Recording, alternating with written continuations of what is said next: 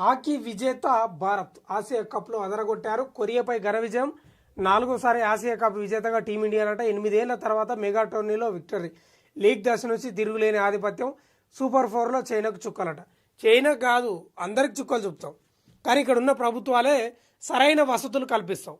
మంచి గ్రౌండ్లు, అవుట్డోర్ గ్రౌండ్లు కానీ ఇండోర్ గ్రౌండ్లు కానీ పెడితే యువత మొత్తం ఆటల మీద పడతారు.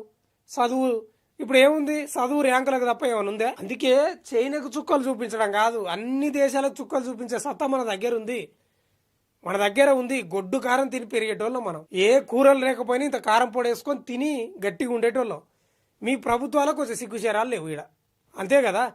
భూములు ఉంటేనేమో అమ్ముకుంటారు ఎక్కడికక్కడ నగరాలల్లా పట్టణాలల్లా. ప్రభుత్వాన్ని నడపలేక ఆ పథకాలకు పైసలేక భూములు అమ్ముకుంటారు. ఆ అమ్ముకోకుండా మంచిగా గ్రౌండ్లు కడితే, క్రికెట్ గ్రౌండ్లు గానీ లేకపోతే ఇండోర్ గ్రౌండ్లు గానీ ఏదైనా గానీ ఒక గ్రౌండ్లు కడితే యువత ఎంత అభివృద్ధి చెందుతారు, ఎంత మానసికంగా సామాజికంగా వాళ్ళు తీర్చిదిద్దుకుంటారు. ఇట్లా దేశానికి పేర్లు వస్తాయి. ఈ చైనా లేకపోతే కొరియా, దక్షిణ కొరియా, జపాన్ వీళ్ళని దాటిపోవా? మీ